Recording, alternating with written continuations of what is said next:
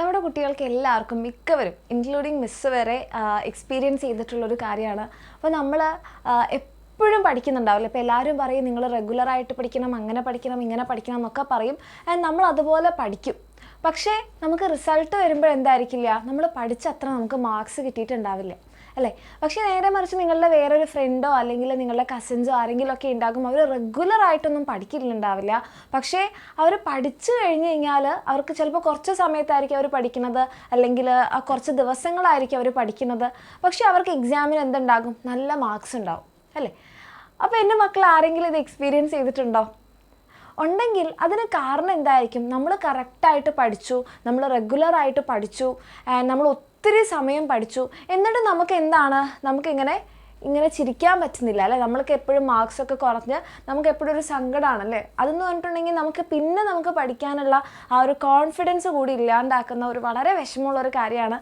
അതെനിക്ക് ശരിക്കും പറയാൻ പറ്റുന്നത് മിസ്സ് ആ ഒരു സ്കൂൾ ടൈമിൽ ഞാൻ എക്സ്പീരിയൻസ് ചെയ്തൊരു കാര്യം കൂടിയാണ്.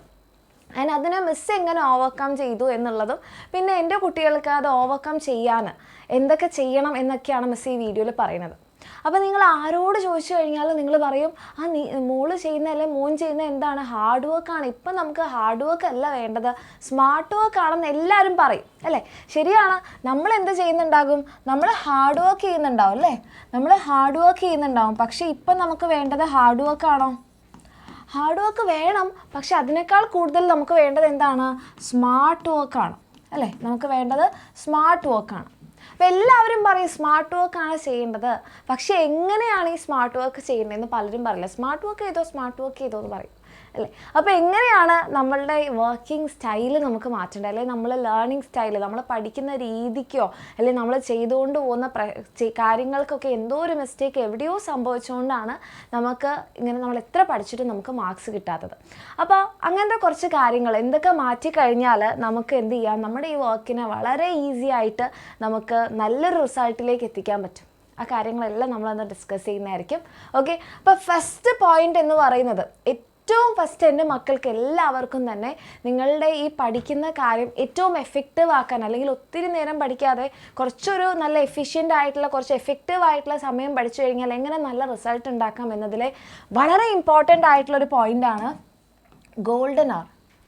എന്താണ് ഈ ഗോൾഡൻ അവർ എന്ന് പറഞ്ഞാൽ? ഗോൾഡൻ അവർ എന്ന് പറഞ്ഞാൽ ഇത്രയേ ഉള്ളൂ, നിങ്ങളെല്ലാവരും ഉറക്കം എഴുന്നേറ്റ് കഴിഞ്ഞിട്ടുള്ള ആ ഒരു 1 hour. ഓക്കെ, നിങ്ങൾ ഉറക്കം എഴുന്നേറ്റ് കഴിഞ്ഞതിന് ശേഷമുള്ള 1 hour നിങ്ങളുടെ ഗോൾഡൻ അവർ എന്ന് പറയുന്നത്. അതിപ്പോൾ വളരെ നേരത്തെ എഴുന്നേക്കണം എന്നൊരു നിർബന്ധവും ഇല്ല. നിങ്ങൾ 4 മണിക്ക് എഴുന്നേൽക്കുന്ന ആളായാലും 5 മണിക്കായാലും 6 മണിക്കായാലും 7 മണിക്കായാലും എപ്പോഴായാലും നമ്മൾ എഴുന്നേറ്റ് കഴിഞ്ഞതിന് ശേഷം നിങ്ങൾ എന്താണോ ചെയ്യുന്നത് അത് വളരെ എഫക്റ്റീവായിട്ട് നിങ്ങളെ ബാധിക്കും. അപ്പോൾ നിങ്ങൾ നല്ലപോലെ പഠിക്കുകയാണെങ്കിൽ നിങ്ങൾക്കൊരു 2-3 മണിക്കൂർ എടുത്ത് പഠിക്കാൻ വേണ്ട കാര്യം നിങ്ങൾക്ക് ഒരു ഒറ്റ മണിക്കൂറിൽ പഠിക്കാൻ പറ്റും. ഓക്കെ, അതുപോലെ തന്നെ നമ്മൾ ആ ഒരു 1 hour എന്താണോ ചെയ്യുന്നത് അത് നമ്മളുടെ ആ ഒരു കംപ്ലീറ്റ് ഡേനെ നല്ലപോലെ എഫക്റ്റ് ചെയ്യും. ഇപ്പം നിങ്ങൾ നേരെ രാവിലെ തന്നെ എഴുന്നേറ്റു, നിങ്ങൾ പ്ലാൻ ചെയ്തിട്ടുണ്ടായിരുന്നു, കിടക്കുന്നതിന് മുൻപ് പ്ലാൻ ചെയ്തിട്ടുണ്ടായിരുന്നു, ഞാൻ രാവിലെ എഴുന്നേറ്റ് ഞാൻ ഇത്ര പഠിക്കും. ആൻഡ് നിങ്ങൾക്ക് ആ പ്ലാന് പോലെ തന്നെ ചെയ്യാൻ പറ്റി. എഴുന്നേറ്റു, നിങ്ങൾ നല്ല ആ ഒരു 1 hour നല്ല എഫക്റ്റീവായിട്ട് തന്നെ യൂസ് ചെയ്തു, നമ്മൾ വിചാരിച്ചതിലും കൂടുതൽ നമുക്ക് പഠിക്കാൻ പറ്റി. നമ്മളുടെ ആ ഒരു ഹോൾ ഡേ, ഓക്കെ, നമ്മളുടെ ഹോൾ ഡേ എന്തായിട്ട് മാറും, ഹോൾ ഡേ എഫക്റ്റീവ് ആകും. ഇത് മിസ്സ് വെറുതെ പറയുന്നതല്ല, ഇത് മിസ്സിൻ്റെ എക്സ്പീരിയൻസ് തന്നെ പറയുന്നതാണ്. കാരണം മിസ്സ് കുഞ്ഞായിരിക്കുന്ന സമയത്ത് ഞാനിങ്ങനെ പ്ലാൻ ചെയ്യും, പക്ഷേ പല കാരണങ്ങൾ കൊണ്ട് നമുക്ക് ആ ഒരു ദിവസം ആ ഒരു സമയത്ത് എഴുന്നേക്കാൻ പറ്റിയിട്ടില്ലെങ്കിൽ നമ്മൾ എങ്ങനെ എഴുന്നേക്കാം, അലാറം നോക്കുന്നു, അയ്യോ ഇത്ര സമയമായോ, ഫുൾ സങ്കടം, ഞാൻ വിചാരിച്ച എൻ്റെ പ്ലാനൊക്കെ പോയി, എനിക്കിതൊന്നും ചെയ്യാൻ പറ്റിയില്ല. നിങ്ങൾ ശ്രദ്ധിച്ച് നോക്കും മക്കളെ, ആ ഒരു ഹോൾ ഡേ നമ്മൾക്ക് എന്തായിരിക്കും, നമ്മൾ ഇതും ചിന്തിച്ചിട്ട്, അല്ലെങ്കിൽ ആ ഒരു ഫസ്റ്റ് നമുക്ക് കിട്ടിയിട്ടുള്ള ആ ഒരു നെഗറ്റീവ് നമ്മളുടെ ഹോൾ ഡേനെ നമ്മളെ ബാധിക്കും. അപ്പം മിസ്സ് ഒരിക്കലും പറയില്ല നിങ്ങൾ ഇപ്പോൾ ഒരു 8 മണിക്ക് എഴുന്നേൽക്കുന്ന ആൾ 4 മണിക്ക് എഴുന്നേറ്റ് പഠിക്കണമെന്ന് മിസ്സ് പറയില്ല. നിങ്ങൾ ഓരോരുത്തരും ഓരോ ടൈപ്പാണ് അല്ലേ. അപ്പോൾ നിങ്ങൾ എത്ര മണിക്കാണോ എഴുന്നേൽക്കുന്നത്, എഴുന്നേറ്റ് കഴിഞ്ഞ് നിങ്ങൾക്കൊരു 1 hour പഠിക്കാൻ ഉണ്ടാവുന്ന രീതിയിലേക്ക് നമ്മൾ എന്ത് ചെയ്യുക, കാര്യങ്ങൾ ഷെഡ്യൂൾ ചെയ്യുക. അപ്പോൾ ആ ഒരു 1 hour അത്രയും ഇമ്പോർട്ടൻ്റ് ആണ്. അപ്പം എൻ്റെ മക്കൾക്ക് ചിലപ്പോൾ നിങ്ങളൊരു 3 മണിക്കൂർ 4 മണിക്കൂർ പഠിക്കുന്ന കാര്യങ്ങൾ നിങ്ങൾക്ക് ഈ 1 hour എഫക്റ്റീവായിട്ട് പഠിക്കാൻ പറ്റും. ഓക്കെ, അപ്പോൾ ആ ഒരു ഗോൾഡൻ അവറിൻ്റെ കാര്യം മറന്നു പോവാതിരിക്കുക. ആൻഡ് ഈ ഒരു കാര്യം എൻ്റെ കുട്ടികളൊന്ന് പ്രാക്ടീസ് ചെയ്തിട്ട് ഇപ്പോൾ തന്നെ കമൻറ്റ് സെക്ഷനിൽ മിസ്സിനെ അറിയിക്കേണ്ട, നിങ്ങൾ പ്രാക്ടീസ് ചെയ്തതിന് ശേഷം ഇതൊന്ന് മിസ്സിനെ അറിയിക്കുക, ഇത് എഫക്റ്റീവ് ആയോ എന്നുള്ളത്. കാരണം ഇത് ശരിക്കും ഇത് എഫക്റ്റീവ് ആവും. മിസ്സ് എക്സ്പീരിയൻസ് ചെയ്തിട്ടുള്ള ഇപ്പോഴും ചെയ്തുകൊണ്ടിരിക്കുന്ന ഒരു കാര്യം കൂടിയാണ്. രണ്ടാമത്തെ കാര്യം എന്ന് പറയുന്നത് be your own teacher.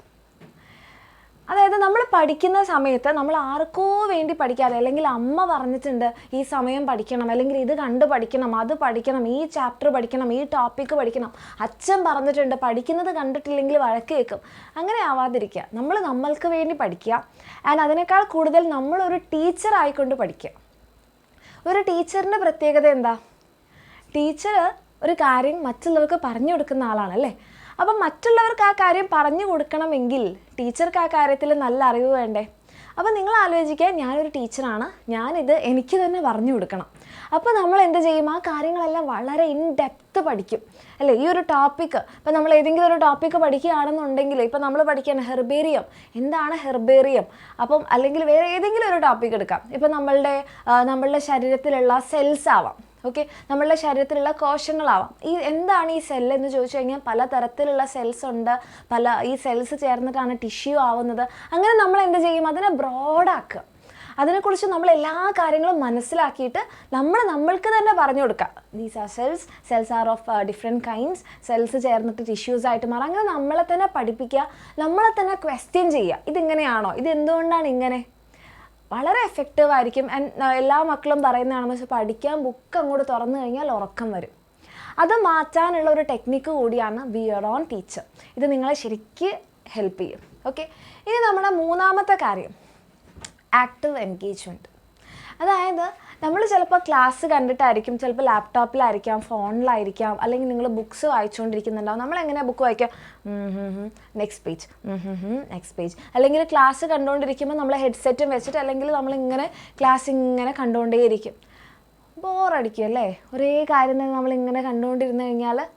Yes, അപ്പോൾ അത് ചെയ്യാതിരിക്കാൻ, അല്ലെങ്കിൽ നമ്മൾ ചിലപ്പോൾ ക്ലാസ് കാണുന്നുണ്ടാവും, അച്ഛനും അമ്മയും നോക്കുമ്പോൾ എന്താ നല്ല കുട്ടിയാണ് എൻ്റെ കുട്ടി, എന്ത് ചെയ്യുന്നു, പഠിച്ചുകൊണ്ടിരിക്കുന്നു അല്ലേ.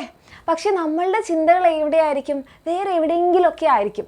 അതാണ് നോക്കുമ്പോൾ എന്താ, കുട്ടി 5 മണിക്കൂർ 6 മണിക്കൂർ പഠിക്കുന്നുണ്ട്, പക്ഷെ ആ പഠിക്കുന്ന കാര്യത്തിൽ എൻഗേജ്ഡ് ആണോ? ശരിക്കും ഉള്ളിലേക്ക് കയറി നല്ല ലാപ്ടോപ്പിൻ്റെ ഉള്ളിൽ കയറാനല്ല, ശരിക്കും ആ കാര്യത്തിൽ ഇൻവോൾവ് ആയിട്ടാണോ ഇരിക്കുന്നത്? പലരും അല്ലേ. അപ്പോൾ അതുകൊണ്ടാണ് നമ്മൾ ഇത്ര മണിക്കൂർ പഠിച്ചിട്ട് നമുക്ക് അതിൻ്റെ റിസൾട്ട് കിട്ടാത്തത്.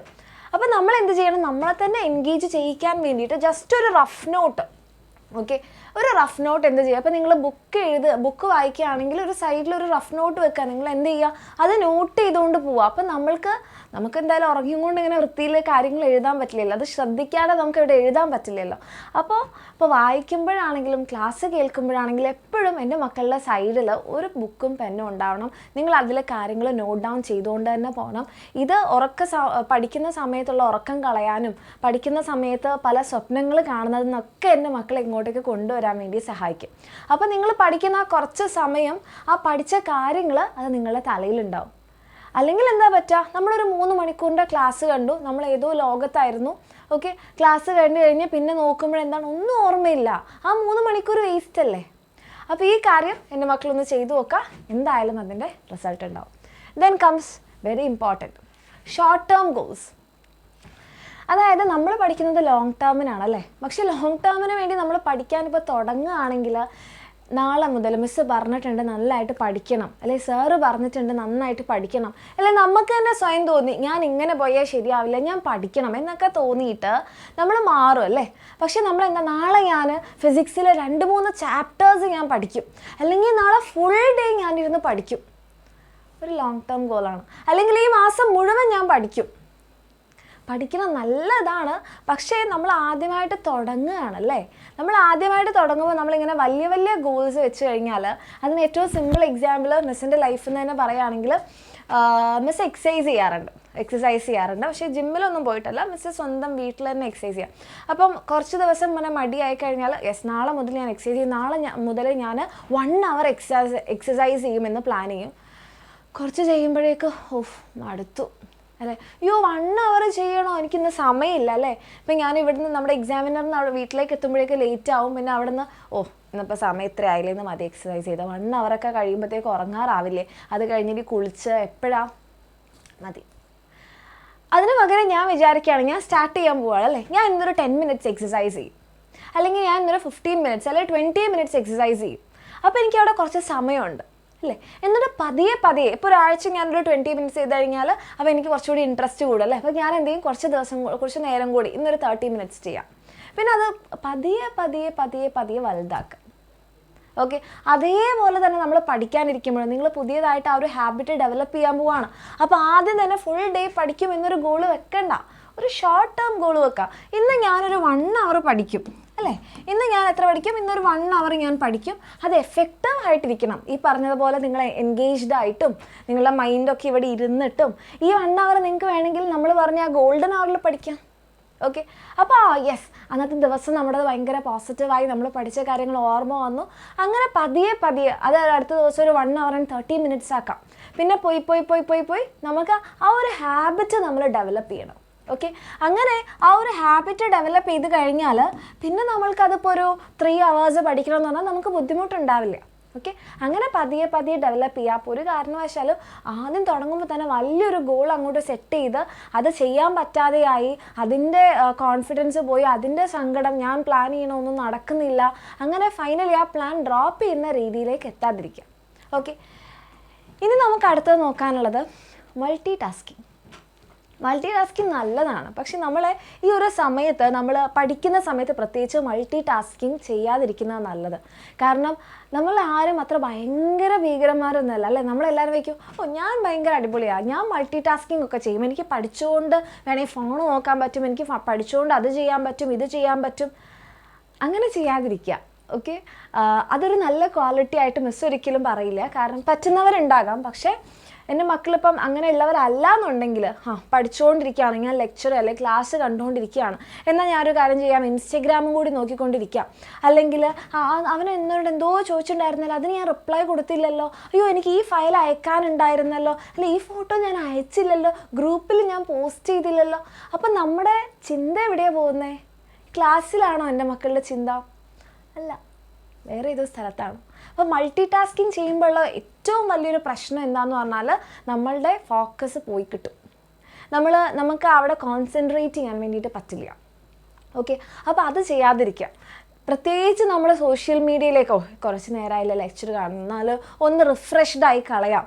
റിഫ്രഷ്ഡ് ആവുകയാണെങ്കിൽ എൻ്റെ മക്കളെ ക്ലാസ് പോസ് ചെയ്തിട്ട് നിങ്ങൾ എന്ത് ചെയ്യുമ്പോഴും അതിൽ ഫുൾ ഇൻവോൾവ്മെൻറ്റ് കൊടുക്കുക. പഠിക്കുകയാണെങ്കിൽ കംപ്ലീറ്റ് ഇൻവോൾവ്മെൻറ്റ് അതിൽ. നിങ്ങളൊരു 10 മിനിറ്റ് റിലാക്സ് ചെയ്യുകയാണെങ്കിൽ ബുക്കും തുറന്നു വെച്ചുകൊണ്ട് അയ്യോ പഠിക്കാതെ സമയം പോവുക, ബുക്ക് തുറന്നു വെച്ചുകൊണ്ട് കുറച്ച് ഇൻസ്റ്റഗ്രാം നോക്കാം, അങ്ങനെ ചെയ്യാതിരിക്കുക. ഓക്കെ, അപ്പം എന്തിലാണോ നിങ്ങൾ ചെയ്യുന്നത് അതിൽ ഫുള്ളി ഇൻവോൾവ് ആയിട്ട് ചെയ്യാം. ഓക്കെ, പഠിക്കുന്ന സമയത്ത് അത് അത്രയ്ക്കും ഇമ്പോർട്ടൻ്റ് ആണ്. റെഡി. പിന്നെ വെരി ഇമ്പോർട്ടൻ്റ് ആയിട്ടുള്ളൊരു കാര്യം കൺസിസ്റ്റൻസി. എന്താണ് ഈ കൺസിസ്റ്റൻസി എന്ന് പറഞ്ഞാൽ? തുടർച്ചയായിട്ട് ചെയ്യുന്ന അല്ലേ.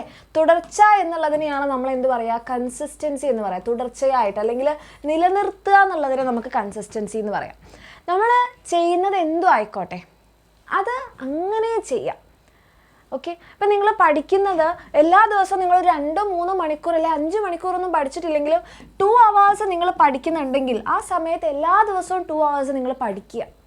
അത് വളരെ ഇമ്പോർട്ടൻ്റ് ആണ് മക്കളെ, വളരെ അധികം ഇമ്പോർട്ടൻ്റ് ആണ്. എൻ്റെ മക്കൾ ആ കാര്യം ഒന്ന് ചെയ്തു നോക്കൂ. ഒരാഴ്ച ചെയ്തു, 2 ആഴ്ച ചെയ്തു എന്നല്ല, തുടർച്ചയായിട്ട് ഒരു 21 ദിവസം നിങ്ങളിത് ചെയ്തു നോക്കുക. അതിൻ്റെ വ്യത്യാസം നിങ്ങൾക്ക് മനസ്സിലാവും. ഇത് സീരിയസ്ലി മിസ് പറയുന്നതാണ്. ഇതൊരു 21 ദിവസം നിങ്ങൾ ചെയ്തു നോക്കുക. ഓക്കെ, ഏകദേശം ഒരു 3 ആഴ്ച ചെയ്ത് നോക്കിക്കഴിഞ്ഞാൽ എൻ്റെ മക്കൾക്ക് ആ ഒരു ഡിഫറൻസ് ഫീൽ ചെയ്യും. നിങ്ങൾ 2 മണിക്കൂറാണോ പഠിക്കുന്നത്, 2 മണിക്കൂർ എല്ലാ ദിവസവും ആ സമയത്ത് പഠിക്കുക. ഓക്കെ, പതിയെ പതിയെ നമുക്കത് കൂട്ടി 3-4 ഒക്കെ ആക്കാം. നിങ്ങൾ 3 മണിക്കൂറാണോ പഠിക്കുന്നത്, ആ സമയത്ത് നിങ്ങൾ പഠിക്കുന്നുണ്ടെങ്കിൽ ആ സമയത്ത് പഠിക്കുക. അതാണ് നമ്മൾ ടൈം ടേബിളിലാക്കുക ഒരു എഫക്റ്റീവ്നെസ് എന്ന് പറയുന്നത്. ടൈം ടേബിളിൽ നമ്മൾ ഈ സമയത്ത് ഇത് പഠിക്കുക എന്ന് ഷെഡ്യൂൾ ചെയ്തിട്ടുണ്ടാവും അല്ലേ. ഇപ്പോൾ നമ്മളുടെ എക്സാമിനറിൻ്റെ ക്ലാസ്സസിലായാലും നിങ്ങൾക്ക് ഈ സമയത്ത് ഈ ക്ലാസ് ഷെഡ്യൂൾ ചെയ്യും. എന്തിനാണ് എപ്പോഴും ആ സമയത്ത് ക്ലാസ് ഷെഡ്യൂൾ ചെയ്യണേ? അല്ലെങ്കിൽ ഇന്ന് രാവിലെ ആക്കി, നാളെ രാത്രി ആക്കി, മറ്റന്നാളെ വൈകുന്നേരം അങ്ങനെ ആക്കിക്കൂടെ? അപ്പോൾ മിസ് തന്നെ നിങ്ങൾക്ക് വേണ്ടിയിട്ട് നമ്മുടെ ബാച്ചിൽ ടൈം ടേബിളൊക്കെ ഉണ്ടാക്കി തന്നിട്ടുണ്ടായിരുന്നു. അപ്പോൾ എന്തിനാണ് മിസ് എല്ലാ ദിവസവും ആ സമയം വെച്ചത്? കാരണം ആ കൺസിസ്റ്റൻസി വരിക എന്നുള്ളത് വളരെ ഇമ്പോർട്ടൻ്റ് ആണ്. അത് നിങ്ങൾ ഒത്തിരി സമയം പഠിക്കാതെ നിങ്ങൾ എക്സലൻസിലേക്ക് എത്തിക്കും. ഓക്കെ, അത് ശരിക്കും സക്സസ്സിലേക്കുള്ളൊരു കീ ആണ് ഈ കൺസിസ്റ്റൻസി എന്ന് പറയുന്ന സംഭവം. കാരണം നമ്മുടെ ബ്രെയിനിനെ നമ്മൾ എന്ത് ചെയ്യാണ്, നമ്മൾ ബ്രെയിനിനെ അത് ശീലിപ്പിക്കുകയാണ്. അപ്പം നമ്മളുടെ ബ്രെയിൻ നിങ്ങൾക്ക് തന്നെ അറിയാം അല്ലേ, നമ്മൾ എല്ലാ ദിവസവും ഉറങ്ങുന്ന സമയത്ത് നമുക്ക് ഉറക്കം വരും. അത് നമ്മളുടെ ബ്രെയിനിലുള്ള ഒരു ബയോളജിക്കൽ ക്ലോക്കാണ്.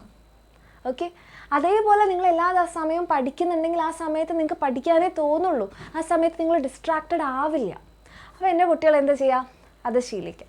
ആൻഡ് ഫൈനലായിട്ട് പക്ഷെ ഒരിക്കലും വിട്ടുപോകാൻ പാടില്ലാത്തൊരു കാര്യമാണ് റിവിഷൻ. റിവിഷൻ ചെയ്യാന്നുള്ളത് നമ്മൾ ഒരു തവണ പഠിച്ചു കഴിഞ്ഞാൽ അതവിടെ വിട്ടു, ഞാൻ പഠിച്ചു കഴിഞ്ഞു എന്നുള്ളതല്ല.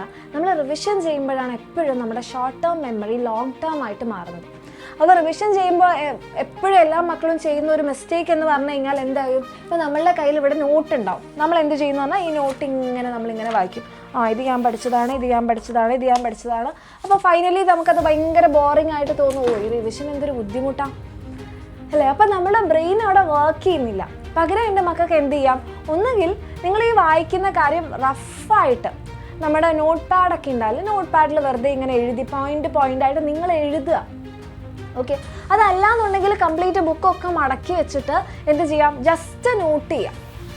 ഓക്കെ, അപ്പോഴാണ് നമ്മളുടെ ബ്രെയിൻ വർക്ക് ചെയ്യുക. നമ്മളുടെ ബ്രെയിൻ നമ്മളെ പഠിച്ച കാര്യങ്ങൾ എന്ത് ചെയ്യും, റീകോൾ ചെയ്യും. ആ പഠിച്ച കാര്യങ്ങൾ ഓർത്തെടുക്കുമ്പോഴാണ് നമ്മുടെ ബ്രെയിൻ എന്ത് ചെയ്യണം, ആ ഒരു സർക്യൂട്ടിലൂടെ നമ്മളെ ന്യൂറൽ സിഗ്നൽസ് ഒന്നുകൂടി പോയി. അപ്പോൾ അത് കുറച്ചുകൂടി സ്ട്രോങ് ആവും. നമ്മൾ പറയില്ലേ, നടന്ന വഴി ക്ലിയർ ആവും, നടക്കാത്ത വഴി കാട് പിടിച്ച് കിടക്കും. അതേപോലെ നമ്മളുടെ ബ്രെയിൻ ആ ഒരു പാത്വേയിലൂടെ പോയി അതവിടെ സ്ട്രോങ് ആയിട്ടുണ്ടാവും. Okay, so this is very important. ഈ കാര്യങ്ങളൊക്കെ എൻ്റെ മക്കൾ ഒരു 3 ആഴ്ച ഒന്ന് പ്രാക്ടീസ് ചെയ്ത് നോക്കിക്കഴിഞ്ഞാൽ ശരിക്കും നിങ്ങൾക്ക് ആ ഒരു ഡിഫറൻസ് മനസ്സിലാക്കാൻ വേണ്ടി പറ്റും. ഓക്കെ, അപ്പോൾ ഇത് നിങ്ങൾക്ക് യൂസ്ഫുൾ ആയെന്ന് തോന്നിക്കഴിഞ്ഞാൽ നമ്മുടെ ഫ്രണ്ട്സിന് ഷെയർ ചെയ്യാൻ മറക്കരുത്. കാരണം നമ്മൾ വരുത്തുന്ന കുഞ്ഞു മിസ്റ്റേക്സ് ആണല്ലേ, ആ കുഞ്ഞു മിസ്റ്റേക്സ് നമ്മുടെ ഫ്രണ്ട്സും വരുത്താതിരിക്കട്ടെ.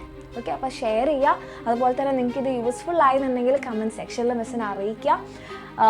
അതെ, അപ്പം ആ കാര്യങ്ങൾ ഫോളോ ചെയ്ത് പഠിക്കുക. ഇനി ഒന്നും പറ്റണില്ല എന്നാണെങ്കിൽ നിങ്ങൾക്ക് വേണ്ട എല്ലാ സപ്പോർട്ടുമായിട്ട് നമ്മുടെ എക്സാമിനർ ഉണ്ട്.